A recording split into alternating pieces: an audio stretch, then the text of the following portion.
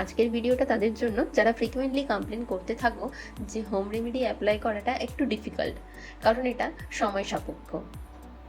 কিন্তু যারা home remedy follow করে স্কিন এবং হেয়ারের যত্ন নাও, তারা জানো যে হোম রেমেডি অ্যাপ্লাই করে স্কিন এবং চুল কতখানি ভালো থাকতে পারে এবং এটার যে ফল, যে রেজাল্টটা অনেক বেশি দীর্ঘমেয়াদী হয় যে কোনো মার্কেট বেসড প্রোডাক্টের থেকে। তো চলো আজকে সময় নষ্ট না করে শুরু করে দেওয়া যাক কম সময়েও কিভাবে আমরা আমাদের চুলের যত্ন নিতে পারি।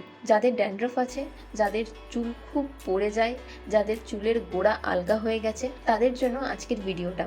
চলো দেখে নিই। প্রথমে পরিমাণ মতন বেশ কিছুটা কারি পাতা নিয়ে নিতে হবে। এরপর একটি প্যানে বেশ কিছুটা পরিমাণ জল নিয়ে তাতে ধুয়ে রাখা কারি পাতাগুলোকে অ্যাড করে দিতে হবে এবং গ্যাসের ফ্লেমটা অন করে 10 থেকে 12 মিনিট এটা ফুটিয়ে নিতে হবে, যতক্ষণ না জলের কালারটা চেঞ্জ হয় এবং জলের পরিমাণও বেশ কিছুটা কমে আসে। এবার 7 থেকে 10 মিনিট পর গ্যাসের ফ্লেমটা বন্ধ করে কিছুক্ষণের জন্য রেখে দিতে হবে ঠান্ডা হওয়ার জন্য।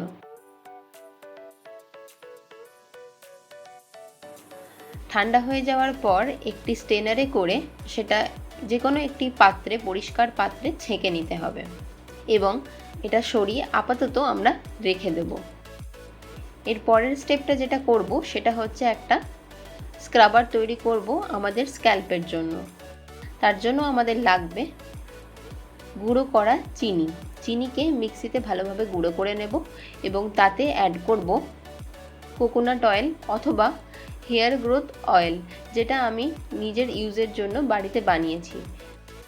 যদি কেউ এই হেয়ার গ্রোথ অয়েলের রেসিপিটা জানতে চাও, তাদের জন্য এই রেসিপির ভিডিও লিঙ্কটা আমি আমার ডেসক্রিপশন বক্সে অ্যাড করে দেবো।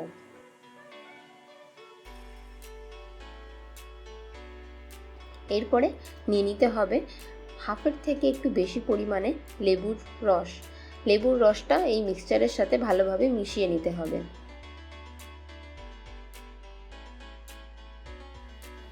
এরপরে চুলটা ভালোভাবে আঁচড়ে নিতে হবে যাতে চুলে কোনো রকম জট না থাকে। এবার ধীরে ধীরে এই মিক্সচারটা নিয়ে গোটা স্ক্যাল্পে লাগিয়ে ফেলতে হবে এবং ধীরে ধীরে ম্যাসাজ করতে হবে। খেয়াল রাখতে হবে যাতে পুরো স্ক্যাল্পে ভালোভাবে মিক্সচারটা অ্যাপ্লাই করা হয়। এই ম্যাসাজটা খুবই বেনিফিশিয়াল তাদের জন্য যাদের ড্যান্ড্রফ আছে। এছাড়াও এটা আমাদের স্ক্যাল্পের ডেড স্কিনটা রিমুভ করতে সাহায্য করে, স্ক্যাল্পের রক্ত চলাচল, ব্লাড সার্কুলেশন ভালো করে, আমাদের হেয়ার টেক্সচারটাকে ইমপ্রুভ করে। ভালোভাবে ম্যাসাজ করা হয়ে গেলে 10 মিনিট মতো রেখে দিয়ে ভালোভাবে চুলটা ধুয়ে নিতে হবে প্লেন ওয়াটারের সাহায্যে। এবার কারি পাতার যে জলটা আমরা তৈরি করে রেখেছিলাম সেটা দুটো মগের মধ্যে ভাগ করে নিলাম।